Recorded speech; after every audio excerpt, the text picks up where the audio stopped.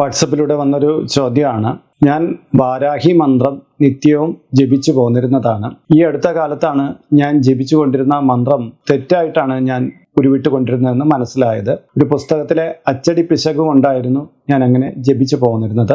ഇതുകൊണ്ട് എനിക്ക് എന്തെങ്കിലും ദോഷമുണ്ടാകുമോ? ഫോണിലൂടെ ഒരു ആചാര്യൻ്റെ അടുത്ത് ചോദിച്ചപ്പോൾ അത് വളരെ വലിയ ദോഷമായി ഭവിക്കുമെന്ന് പറഞ്ഞു. അന്ന് മുതൽ എനിക്ക് പേടിയാണ്. ഈ ചോദ്യത്തിന് ഉത്തരം പറയുകയാണെങ്കിൽ മന്ത്രഹീനം, ക്രിയാഹീനം, ഭക്തിഹീനം എന്നുള്ള 3 തരത്തിൽ നമ്മൾ പൂജാഘട്ടങ്ങളിലൊക്കെ നമുക്ക് പിഴവുകളൊക്കെ സംഭവിക്കാം. അതിനെക്കുറിച്ച് വിശദമായിട്ട് ഞാനിവിടെ പറയുന്നില്ല. ഇങ്ങനെ നമുക്ക് പിഴവുകൾ മന്ത്രത്തിലോ ഭക്തിയിലോ അങ്ങനെയൊക്കെ വന്നു പോകാം. ക്രിയകളിലൊക്കെ ഇങ്ങനെ പിഴവുകൾ വന്നു പോകും. അപ്പോൾ ഈ പിഴവുകൾ സ്വാഭാവികമാണ്. മനുഷ്യന്റെ പ്രവൃത്തിയിൽ പിഴവുകൾ സ്വാഭാവികമാണ്. അങ്ങനെ തന്നെ മന്ത്രങ്ങളും ചിലപ്പോൾ ജപിച്ചു പോരുമ്പോൾ അറിയാതെ തെറ്റുകളൊക്കെ വന്നേക്കാം. ഇതെല്ലാം മനസ്സിലാക്കാൻ കഴിയുന്ന ഒരു ദേവി തന്നെയാണ് വാരാഹി എന്ന് പറയുന്ന ദേവി. അപ്പോൾ നമ്മൾ അങ്ങനെ തെറ്റ് ജപിച്ച് തെറ്റായിട്ടുള്ള ഊർജത്തെ സ്വീകരിച്ചു കൊണ്ടിരിക്കുകയായിരുന്നെങ്കിൽ നമ്മൾ അതിനെ ക്ഷമാപണം പറഞ്ഞ് ആ ദോഷത്തെ, ആ സമയത്തുണ്ടാകുന്ന നെഗറ്റീവ് തരംഗങ്ങളെ ഒന്ന് മാറ്റിയെടുക്കണം എന്നുള്ളതാണ് പ്രധാനം. അപ്പോൾ അതിനു വേണ്ടിയിട്ട് ഞാനൊരു മന്ത്രം പറഞ്ഞുതരാം. ഈ മന്ത്രം മന്ത്രം തെറ്റിച്ചാണ് ഉച്ചരിച്ചത്, അല്ലെങ്കിൽ നമ്മൾ എന്തെങ്കിലും തരത്തിൽ അതിന് പിഴവ് വരുത്തിയിട്ടുണ്ടെങ്കിൽ